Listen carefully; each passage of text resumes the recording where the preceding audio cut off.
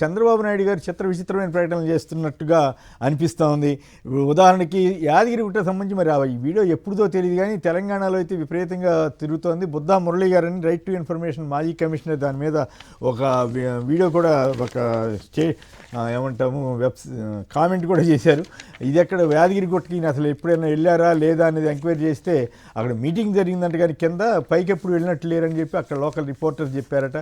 అలాగే బాసరా అన్నీ నేనే డెవలప్ చేశానన్న రీతిలో మాట్లాడుతున్న వైనం కొంచెం మరి చాలా విచిత్రంగా ఉంది. అంతే అన్నిటి మీద గాలి కూడా నేను డైరెక్షన్ మార్చేస్తానని చెప్పటం, ఇంకా అక్కడెక్కడో 100 మంది తెలుగు వాళ్ళు ఇల్లు కట్టుకుంటే అదంతా నా స్ఫూర్తి అని చెప్పటం, ఇవన్నీ ఎందుకు ఇట్లా చంద్రబాబు గారు ప్రతిదీ తను ఓన్ చేసుకోవడం వల్ల ఉపయోగం ఉంటుందా, లేకపోతే జనం ఎద్దేవ చేసే అవకాశం, వ్యంగ్య వ్యాఖ్యానాలు చేసే అవకాశం ఉంటుందా? రామ్నాథ్ గారు చెప్పండి. ఈ వీడియోలు ఇవన్నీ చూస్తే ఒక ముఖ్యమంత్రి హోదాలో ఉన్న పెద్ద నేత, సీనియర్ నేత, ప్రముఖుడు, దేశవ్యాప్తంగా ప్రముఖుడైనటువంటి వ్యక్తి ఇలా మాట్లాడటం వల్ల కాస్త ఎబ్బెట్టి అనిపించట్లేదా? ఇప్పుడు కొమ్మినేని గారు, మీకు వెంకటరెడ్డి గారికి నమస్కారం. ఎబ్బెట్టిగా ఉంటుంది అన్నది ఈజీగానే అర్థం చేసుకోవచ్చు. చంద్రబాబు నాయుడు గారు చేసే ఈ కామెంట్లను మాత్రం తెలుగుదేశం పార్టీ మీడియాలో ఎక్కడ హైలైట్ చేయదు. అంటే వాళ్ళకి అర్థం అవుతుంది మన చంద్రబాబు నాయుడు గారిని ఇవన్నీ చెప్తున్నారు, ప్రజలు నవ్వుకుంటున్నారు. కానీ ఆ విషయాన్ని చంద్రబాబు నాయుడు గారి వరకు క్యారీ చేస్తున్నట్టుగా లేదు. ఏదో ఒక మాట అనేసి ఉంటే చంద్రబాబు నాయుడు గారి పాలసీ ఒకటే, ఈ రోజు మనం రాసే పుస్తకాలే రేపు చరిత్రగా మారుతాయి, మనకు అనుకూలంగా రాసుకుంటే సరిపోద్ది. ఇప్పుడు ఎంతవరకు వచ్చారు? సెల్ ఫోన్ దగ్గర నుండి మొదలు పెడితే మొత్తం ఐటీ రంగం నాదే అని చెప్పుకునే వరకు వెళ్ళిపోయారు. ఈ రోజు గాలినే అంటున్నారు. ఇదివరకు సముద్రాన్ని కూడా మనం కంట్రోల్ చేసే పరిస్థితుల్లో ఉన్నామని కూడా చెప్పారు చంద్రబాబు నాయుడు. అమరావతిలో హైదరాబాద్ బిర్యానీ నాదే అన్నారు. అవును, అమరావతిలో ఏసీ 10 డిగ్రీలు ఉష్ణోగ్రత 10 డిగ్రీల ఉష్ణోగ్రత తగ్గిస్తానని కూడా అన్నారు. హైదరాబాద్ చెప్పినట్టున్నారు కదా, ఇంటింటికి సెంట్రలైజ్డ్ ఏసీ పెట్టిస్తామని కూడా అన్నట్టు. బిర్యానీ గురించి నాదే అన్నారు.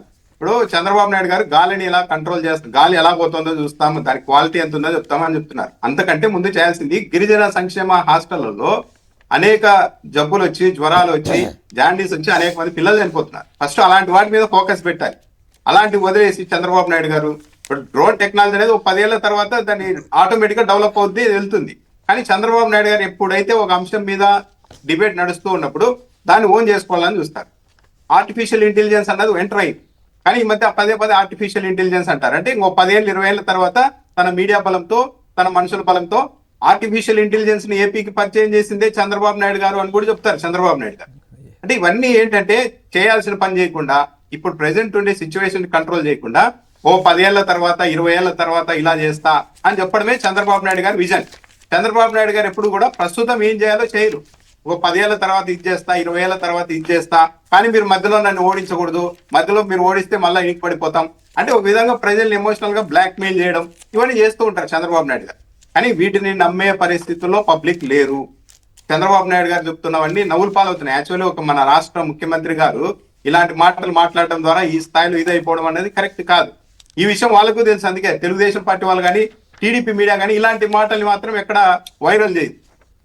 అంటే ఇదే సందర్భంలో మీరు ఎట్లాగో ప్రస్తావించారు కాబట్టి కరెంట్ టాపిక్స్, ఇప్పుడు అరటికి రైతు ఆశలు గల్లంతు, పంటల ధరలు దారుణంగా పతనంతో కుదేలైన అన్నదాతలని ప్రముఖంగా ఇవాళ సాక్షిలో బ్యానర్ వార్తగా ఇచ్చారు. గత 2-3 రోజులుగా జరుగుతోంది.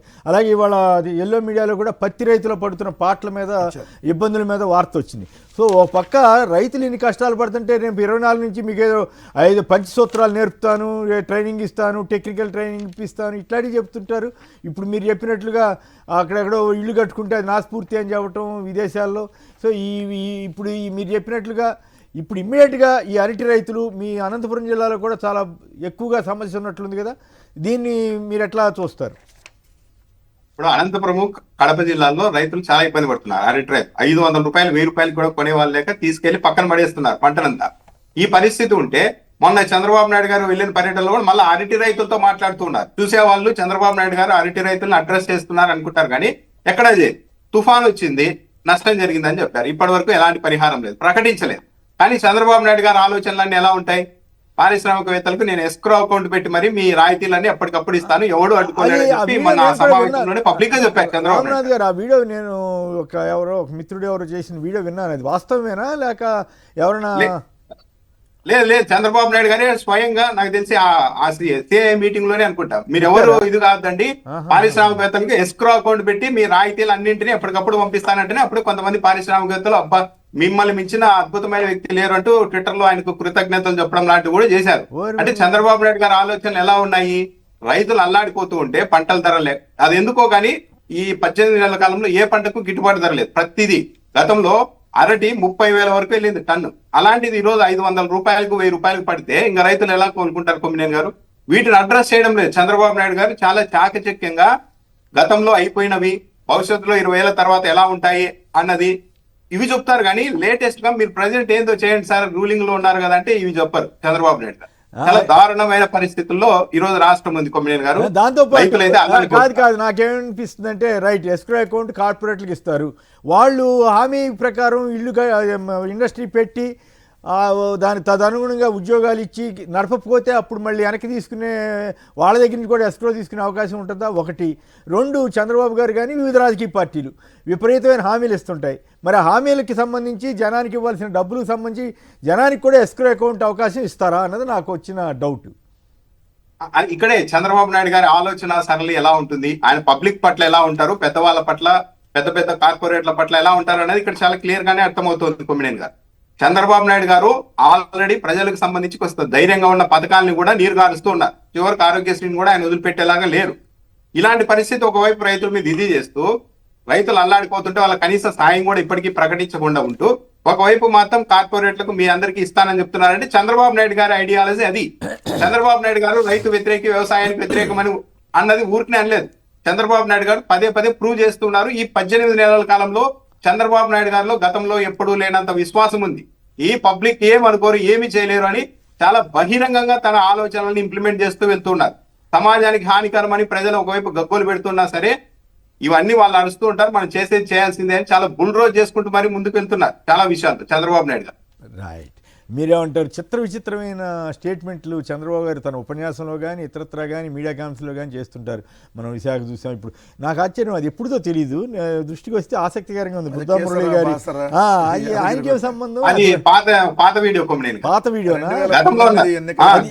ఎట్లా బయటకు వచ్చిందో మరి. మురళి గారు, బుద్ధా మురళి గారు ఇప్పుడు బిర్యానీ, హైదరాబాద్ బిర్యానీ కూడా మాదే అన్నారు కదా. ఇప్పుడు మొన్న ఈ మధ్య హైదరాబాద్ ముస్లింని కోటీశ్వరులు ఏనే చేశారంటే ఒక ఆయన వీడియో చేశారు. అయ్యా బాబు, నిజాం నవాబు చాలా గొప్ప ఆస్తిపరుడు, ప్రపంచంలోనే దాంతో ఒక నువ్వు చేయటమైందే స్వామి అని.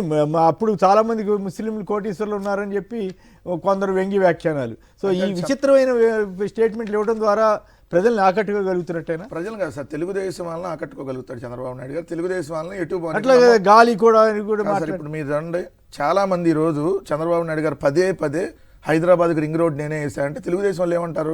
అరే హైదరాబాద్కి రింగ్ రోడ్ చంద్రబాబు వేసాడు అంటారా? ఆ తెలుగుదేశం వాళ్ళని నమ్మించగలుగుతున్నాడు చంద్రబాబు నాయుడు గారు. వాళ్ళని ఆ భ్రమంలో నుంచి బయటకు రానియకుండా అలానే ఉంచగలుగుతున్నాడు. దాంట్లో సక్సెస్ అయ్యాడు. ప్రజలు ఎవరు నమ్మరు. కానీ ఆ తెలుగుదేశం వాళ్ళు రే కాదు కదా అంటే లేదు చంద్రబాబు చెప్పాడు వేసాడేమో. ఇప్పుడు మీరు చూడండి సార్, హైటెక్ సిటీ, దాని పేరు రాజీవ్ గాంధీ టెక్నాలజీ పార్కు. నేదురుమల్లి జనార్దన్ రెడ్డి గారు శంకుస్థాపన చేసి 200 ఐటీ కంపెనీలకు లేఖలు రాసి 400 కోట్ల ఐటీ ఎగుమతుల లక్ష్యంగా ఆయన దాన్ని స్టార్ట్ చేస్తే దానికి పేరు మార్చి హైటెక్ సిటీ అని చెప్పి నేనని క్రెడిట్ చేసుకున్నాడు. ఇప్పటికేంటి హైటెక్ సిటీకి చంద్రబాబు నాయుడు కట్టాడేమో అనే భ్రమంలో కొంతమంది ఉన్నారు కదా. నేనే సాక్షిని. ఇంతవరకు మైత్రివనం బిల్డింగ్ ఉంది కదా, దాంట్లో మొదట్లో ఎస్టీపీ అంటే సాఫ్ట్వేర్ టెక్నాలజీ పార్క్ అని ఒక 2 అంతస్తుల్లో మొదలుపెట్టారు. అప్పుడు జయ చౌదరి గారిని ఆయన దానికి కోఆర్డినేటర్గా కూడా ఉండేవారు. ఆ తర్వాత ఇటు వచ్చి ఉండొచ్చు. అంటే నేదురుమల్లి జనార్దన్ రెడ్డి గారి టైంలోనే స్టార్ట్ అయిందని చెప్పడానికి ఇది ఒక ఉదాహరణ. దాన్ని ఇప్పుడు ఏంది ఆయన క్రెడిట్లోకి వేసుకున్నట్టుగా రాజశేఖర రెడ్డి గారే ఏదైతే ల్యాండ్ అలొకేషన్స్ అయినాయి ఎయిర్పోర్ట్కి, ఆయనే శంకుస్థాపన, ఆయనే ఓపెనింగ్ జరిగిందని. Financial district, outer ring road ఏదైతే మనం ఇప్పుడు PV Narasimha Rao express highway Mehdipatnam నుంచి ఏదైతే శంషాబాద్ రూట్లోది, ఇలా అన్ని రాజశేఖర రెడ్డి గారిని తెలిసిన అన్ని ఏమనుకుంటాడు చంద్రబాబు నాయుడు గారు తన క్రెడిట్లోకి వేసుకుంటాడు. ఇప్పుడు హైదరాబాద్ బిర్యానీ చంద్రబాబు నాయుడు తెచ్చారు అసలు. అసలు నవ్వుకుంటారని హైదరాబాద్ లో పెరల్స్ అంటే ఈయన ప్రమోట్ చేశాడంట. ముస్లిమ్స్ డబ్బుల సంపాదనలో ఈయన కీలక పాత్ర అంట. సో ఇట్లాంటివన్నీ చెప్పేందంటే చంద్రబాబు నాయుడు గారు తను చులకనవుతున్నాడు అని అనుకోవట్లా. ఒరే నా క్యాడర్ని నేను కాపాడుకోగలుగుతున్నా అనేటటువంటి దాంట్లోనే. అందుకని రోజుకి అన్ని ఆయన చేయని కూడా అన్నీ నేనే చేశా, అంతా నేనే. లేదా సత్యనారాయణ మైక్రోసాఫ్ట్ CEO ఈయన చేశాడండి. అట్ట కాదండి, పివి సింధుకు బ్యాడ్మింటన్ నేనే నేర్పా.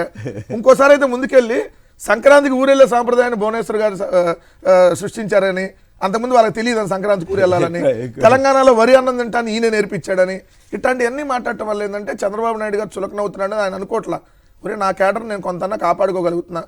సో వాళ్ళందరూ నమ్మేవాళ్ళు నమ్ముతారు. అందుకని మీరు చూడండి సార్, అమ్మ ఒడి ఈ దేశంలో ఎవరు తీసుకురాలా.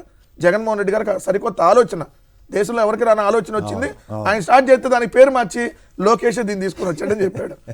ఈ ఎంత దారుణం. ఇప్పుడు సచివాలయాలు జగన్మోహన్ రెడ్డి గారు తీసుకుని వస్తే దానికి ఇప్పుడు పేరు మార్చి ఏదో విధన్ సెంటర్లను పెట్టాలని చూస్తున్నాడు. జనంలో వ్యతిరేకత వచ్చేసరికి కొంచెం ఆగారనమాట.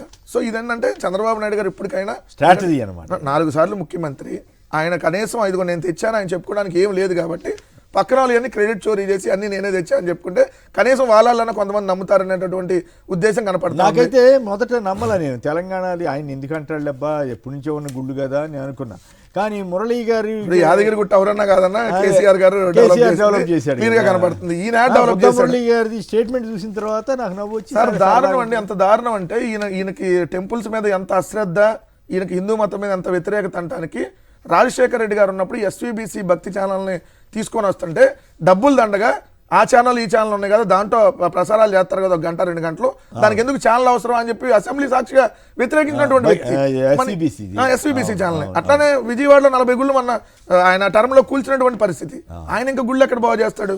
రెండోది అరటి రైతుల గురించి ఒక మాట చెప్పాలి క్లియర్గా. ఎందుకంటే ఈ రోజు ఈ 18 నెలల కాలంలో అత్యధికంగా నష్టపోయిన వాళ్ళు ఎవరన్నా ఉన్నారంటే అది రైతన్న.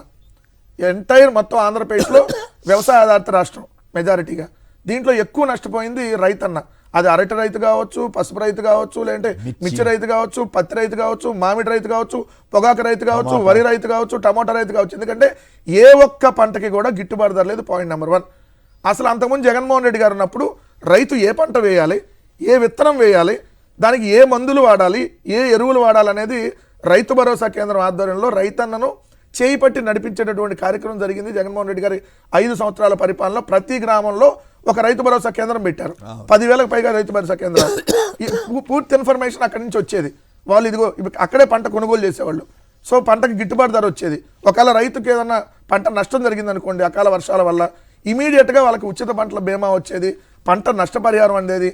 అదే ఇన్పుట్ సబ్సిడీ అనేది రబీలో జరిగితే రబీలోనే ఇచ్చేవాళ్ళు, ఖరీఫ్లో జరిగితే ఖరీఫ్లోనే ఇచ్చేవాళ్ళు. కానీ ఈరోజు చూస్తే జగన్మోహన్ రెడ్డి గారు ఉన్నప్పుడు టన్ను 25,000 నుంచి 30,000 రూపాయలు పలికింది సార్. అరటికి సంబంధించి అరటి 25,000 రూపాయల నుంచి 30,000 రూపాయలు పలికింది. దాన్ని ఈ రోజు చూస్తే టన్ను కేవలం 1,000 రూపాయలు sir.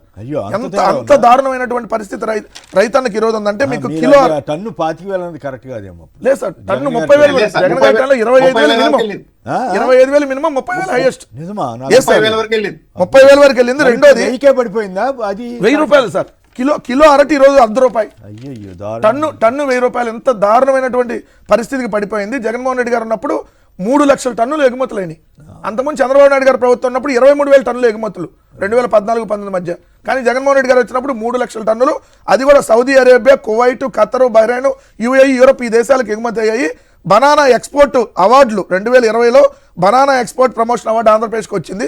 2022లో the best state in banana award Jaganmohan Reddy గారు ఉన్నప్పుడు వచ్చింది. రెండోది ఏంటంటే ఇక్కడ నుంచి ట్రైన్ ఉండేది సార్. కొమ్మినేని గారు ఎంత కీలకమంటే ప్రత్యేకమైనటువంటి రైలు జగన్ గారి హయాంలో అరటి ఎగుమతుల కోసం అనంతపురం నుంచి ముంబైకి ప్రతి ఏడు ప్రత్యేక రైలు నడిపితే ఇప్పుడు చంద్రబాబు నాయుడు గారు ఆ రైలుని తీశాడు. కరోనా అప్పుడు ఢిల్లీ కూడా పంపించారు. 30,000 పలికినటువంటి ఈ రోజు 1,000 రూపాయలు అంటే నేను మీకు టెక్నికల్ ట్రైనింగ్ ఇస్తాను, అది ఇస్తాను, విండు పరీక్ష కూడా నేను నిర్వహిస్తాను. ఇప్పుడు సాధ్యమేనా సార్? ఇప్పుడు తిరుమల వైభవాన్ని కూడా పెంచింది మేమే అన్నారు కొమ్మినేని గారు. మనుషులే కాదు ఆయన.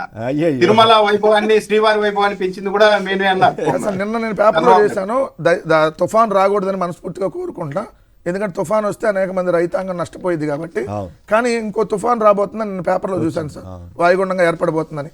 మోందా తుఫాను ఆల్రెడీ వచ్చిపోయింది. దానికే ఇప్పటి వరకు నష్టపరిహారం ఒక్క రైతుకి ఇవ్వాలి, ఒక్క రైతుకి ₹1 ఇవ్వాలి. ఇప్పటి వరకు అసలు ఎంత అనేది కనీసం నష్టం అంచనా వేసిన కార్యక్రమం రైతు కోసం వస్తానని చెప్పి పెడతారు. ఏదో రేపు 24 నుంచి ఏదో పెట్టి రైతన్నా మీకోసం, దేనికి రైతన్నా మీకోసం కార్యక్రమం కొంటారా కనీసం? కాదు సార్, ఇప్పుడు 40,000 రూపాయలు రైతు భరోసా కింద 20 + 20 40,000 ఇవ్వాలైతే 2 సంవత్సరాల మీద ఇప్పుడు వాళ్ళు ఇచ్చిందంత 5,000 + 5,000 10,000 ఇచ్చారు. అది కూడా 7 లక్షల మంది కోత వేశారు. అప్పుడు ఏం చెప్పారు? మొత్తంగా ఇస్తా ఉన్నారు. 20,000 సపరేట్ గా కేంద్రంతో సంబంధం. ఇప్పుడు ఇచ్చేది కాకుండా చంద్రబాబు నాయుడు గారు నొక్కి చెప్పింది, ఎందుకంటే వీడియోలు కూడా ఉన్నాయి. ఇప్పుడు కేంద్ర ప్రభుత్వం ఇచ్చేది కాకుండా 20,000 రూపాయలు మేము అదనంగా ఇస్తా ఉన్నారు. ఎందుకంటే వీళ్ళు ఇచ్చిన హామీ అప్పుడు కేంద్ర ప్రభుత్వం పొత్తు లేదు, అసలు పొత్తు పెట్టుకోలేదు.